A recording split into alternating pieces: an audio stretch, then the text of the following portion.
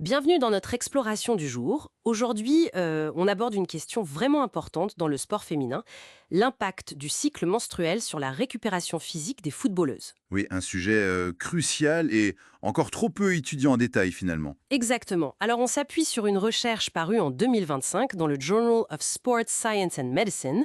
L'article s'appelle, pour ceux qui voudraient chercher, Impact of the Menstrual Cycle on Physical Recovery After Small-Sided Games, a Crossover Study in Women's Soccer Players. C'est ça.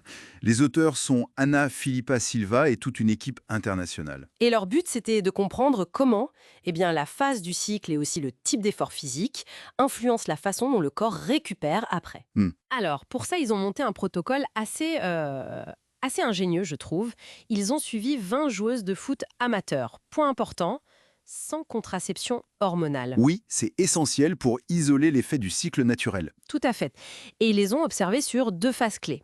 La phase folliculaire précoce, donc juste après les règles, jour 2 à 5 environ, Voilà, et la phase lutéale moyenne, plus tard dans le cycle, vers les jours 20-23. c'est ça. Et pour compliquer un peu, ou plutôt pour être plus précis, Oui, elles ont participé à deux types d'exercices.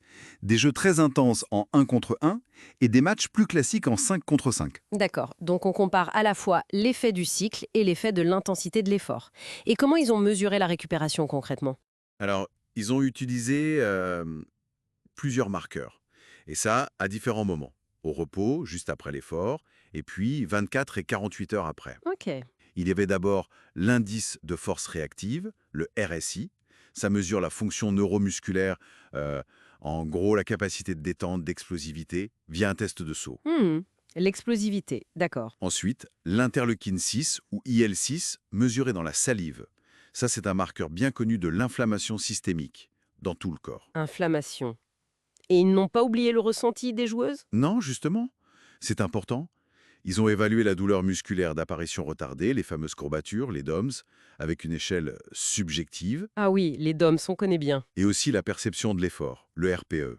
C'est une note que la joueuse donne elle-même sur la difficulté perçue de l'exercice. D'accord, donc on a des mesures objectives physio et subjectives le ressenti. Alors allons-y, entrons dans le vif du sujet. Qu'est-ce qui ressort principalement sur l'influence du cycle-cycle? Le résultat majeur, c'est que oui, la phase du cycle a un impact significatif, surtout sur les marqueurs physiologiques. C'est-à-dire? Pendant la phase folliculaire précoce, donc en début de cycle, les joueuses montraient en moyenne une meilleure fonction neuromusculaire, leur RSI était plus élevé, Ok. et en parallèle, une réponse inflammatoire, l'IL-6, plus basse. Donc si on simplifie, le corps semble être plus performant au niveau musculaire et moins enflammé juste après les règles. C'est un peu ça, oui. Objectivement, les données pointent dans cette direction, Et à l'inverse, pendant la phase lutéale moyenne, avant les règles suivantes. euh, un peu plus compliqué dans cette phase, hein. Voilà, potentiellement un peu plus lente ou plus difficile, sur le plan strictement physiologique mesuré ici. Et l'impact des formats de jeu. Le 1 contre 1 face au 5 contre 5, j'imagine que le 1 contre 1, c'est plus dur. Ah oui, clairement. Les données le confirment sans ambiguïté. Le 1 contre 1 a provoqué une fatigue neuromusculaire immédiate, bien plus importante. La chute du RSI était plus forte? Exactement, juste après l'effort. Et surtout, les douleurs musculaires, les DOMS, étaient significativement plus élevées 24 et 48 heures après, le 1 contre 1 comparé au 5 contre 5. Logique, vu l'intensité. L'intensité et peut-être moins de moments de récupération passive dans le jeu aussi. C'est là qu'on arrive à un point qui me semble vraiment fascinant. Vous disiez que les marqueurs objectifs, RSI et IL6, variaient avec le cycle. Mais le ressenti des joueuses, la douleur, le RPE, Eh bien, c'est là toute la subtilité.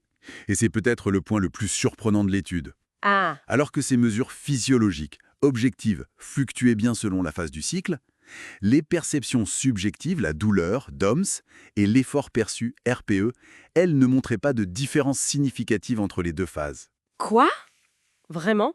Donc leur niveau de douleur ou la difficulté ressentie n'était pas lié à la phase du cycle? Non, ces ressentis semblaient directement liés à l'intensité de l'exercice lui-même.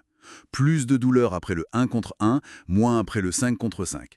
Peu importe si elles étaient en phase folliculaire ou lutéale. Ah ouais, c'est étonnant, ça. Le corps montre des signes différents, mais la perception, elle, ne suit pas forcément. Qu'est-ce que ça veut dire alors pour les entraîneurs, pour les joueuses? Ben, si on essaie de prendre un peu de recul, ça suggère quand même fortement qu'il faut prendre en compte le cycle menstruel dans la planification. Oui, La phase folliculaire, par exemple, pourrait être une période où les joueurs sont physiologiquement plus à même d'encaisser des charges d'entraînement intenses. Mhm. Inversement, la phase lutéale pourrait nécessiter une attention un peu accrue à la récupération, peut-être moduler la charge ou ajouter des stratégies de récup spécifiques. Et l'IL6 pourrait te servir d'indicateur. Potentiellement, oui, comme un biomarqueur pour suivre objectivement l'état inflammatoire et ajuster en conséquence. Mais l'idéal, ça reste de combiner ces données objectives avec le ressenti, même s'il ne dit pas tout sur la physiologie sous-jacente. D'accord. Donc pour résumer, cette étude montre bien que le cycle menstruel influence la récupération physio-musculaire, inflammation chez les footballeuses. Mais attention, leur perception de la douleur ou de l'effort ne reflète pas toujours ces variations physiologiques. C'est une bonne synthèse, oui. Et bien rassure, le type d'exercice, comme le 1 contre 1 hyper intense, reste un facteur majeur de fatigue et de courbature. Exactement. Et il faut mentionner les limites, bien sûr. L'étude n'a pas fait de dosage hormonaux direct, par exemple, pour confirmer les phases avec précision. C'est basé sur le calendrier. Oui, c'est une précision importante. Mais malgré ça, ça soulève une question fondamentale sur l'individualisation.